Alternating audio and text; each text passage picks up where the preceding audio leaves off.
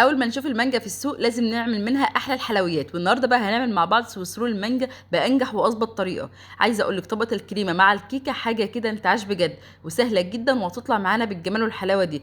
انجح طريقه هتجربي بيها سويس رول بكيكه هشه والطعم كان خيال. فيلا بينا بقى نسمي الله ونصلي على الرسول ونشوف عملنا الجمال والحلاوه دي النهارده ازاي. بس لو لسه اول مره تتابعيني يا ريت ما تنسيش تعملي لايك واشتراك للقناه عشان يوصلك كل جديد معانا باذن الله. اول حاجه معايا هنا البوله بتاعتي، هنزل هنا بخمس بيضات بتكون بدرجه حراره الغرفه. معايا هنا كوبايه من السكر، معايا نص معلقه صغيره كده من الفانيليا، هضربهم كويس جدا بالمضرب. اهم حاجه بقى في المرحله دي لازم نضرب كويس جدا لغايه ما القوام بتاعنا يفتح كويس جدا ويبقى قوام كريمي كده وفومي ويبقى معايا بالشكل ده، وده القوام اللي انا محتاجه اوصل له. اول ما بوصل بقى للقوام اللي انا محتاجاه ويبقى كده اللون بتاعي يفتح كويس جدا، في الوقت ده هوقف بقى المضرب بتاعي وانزل هنا برشه من الملح، وده طبعا اساسيه معايا في اي كيكه. ومعايا نص معلقه صغيره من البيكنج باودر، ومعايا هنا كوبايه من الدقيق. بس الدقيق طبعا مش هنزل بيه كلته مره واحده، هنزل هنا بنص الكوبايه وابدا اضرب كده على اول سرعه، وبعد كده هوقف وانزل بباقي الدقيق. وطبعا الدقيق بتاعنا لازم يكون منخول على الاقل مرتين ثلاثه. انا هنا النهارده مستخدمه دقيق متعدد الاستعمالات ويدينا نتيجه كويسه جدا. وده كده يكون قوام الكيكه بتاعنا قوام كريمي كده وناعم، تبقى معايا بالشكل ده. في الوقت ده هجهز بقى الصاج بتاعي. انا النهارده مستخدمه صاج مقاس 30 في 40، بدهنه كده دهنه صغيره بس من الزيت عشان بس ورق الزبده، وافرشه طبعا بورق الزبده كويس جدا. وهنزل بقى بقوام الكيكه بتاعتي، قوامها كده كريمي وناعم وحاجه كده في منتهى الجمال. ده القوام المظبوط اللي انا محتاجه اوصله للكيكه بتاعتي. في الوقت ده طبعا كنت مشغله الفرن بتاعي على درجه حراره 180، بدخلها كده في الرف الاوسط، بتاخد حوالي ربع ساعه وتطلع معانا جاهزه وتبقى في منتهى الجمال. هدخل بقى الصاج بتاعي كده الفرن بتاعي ويطلع معايا بالشكل ده. في الوقت ده اول ما طلع كده وهو لسه سخن هبدا بقى اسلك كده الجوانب معايا بالشكل ده، بحيث ورق الزبده ما يكونش فيها اي حاجه لازقه. ومعايا ورق الزبده برده هحطها كده على الوش، وابدا اقلب بقى السويس رول بتاعي واشيل بقى ورقه الزبده اللي من تحت. بحاول ان انا اسلكها. وعايزه اقول لك ان احنا بنتعامل كده مع الكيكه وهي لسه سخنه، ما استنتش عليها لغايه ما تبرد، لان احنا هنلفها وهي سخنه. ده كده شكل الكيكه، عايزه اقول لك طريه جدا وسلسه وتقدري تشكلها بكل سهوله. معايا ورق الزبده بقى هلف بقى كده السويس رول وهو لسه سخن، ولو هتلاحظي وانا بلف بدخل كده ورق الزبده في قلب الكيكه من جوه. هجيب بقى اي فوطه او اي حاجه واغلفها كده واسيبها لغايه ما تبرد تماما. وتعالوا نجهز مع بعض بقى الكريمه بتاعتنا.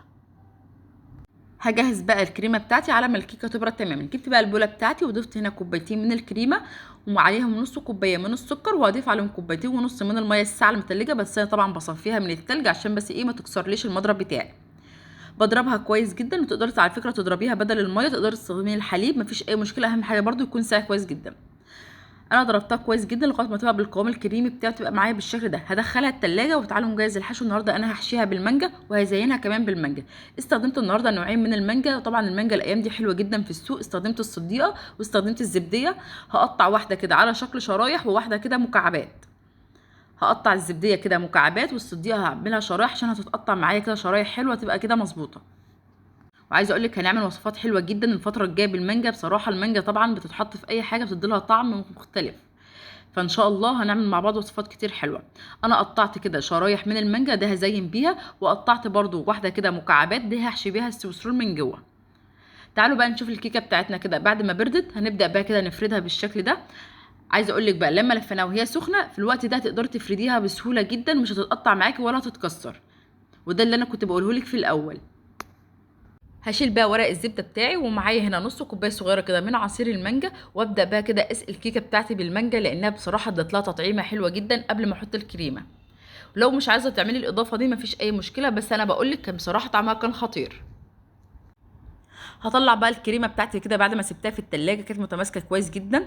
هبدا بقى احشي الكيكه بتاعتي. هنزل بقى كميه كويسه كده من الكريمه، واجيب بقى اي سباتيولا او اي سكينه عندك مفيش اي مشكله، تبداي تفرديها بالشكل ده بحيث ان انت تغلفي السوسول كله من جوه بالكريمه. هفرد بقى الكريمه بتاعتي كويس جدا، وعايزه اقول لك الكريمه قوامها كريمي كده وناعم ومتماسكه بتتفرد معانا بكل سهوله. بعد ما فردت الكريمه كويس جدا هجيب بقى المانجا بتاعتي اللي انا مقطعاها مكعبات، وابدا احشي بيها بقى الكيكه بتاعتنا من جوه. عايزه اقول لك طعم المانجا مع الكيكه مع الكريمه بجد الطعم كان خطير وفي حته تانية. انت مش هيكفيكي اصلا ان انت تعملي الصاج ده لانهم هيطلبوها منك كل يوم. انا هنا كنت حطيت كده مكعبات المانجا ووزعتها كويس جدا. هبدا بقى كده الف الصوصرول بتاعه، عايزه اقول لك هيتلف معانا بكل سهوله. في الوقت ده طبعا ما بتدخلش الفوطه او ورق الزبده اللي احنا بنلف بيه في قلب الكيكه، خلاص احنا كده بنلف بيه بس كده من بره. وعايزه اقول لك الكيكه سلسه جدا وطريه وهشه وهتتلف معانا بكل سهوله ولا هتتقطع منك ولا اي حاجه.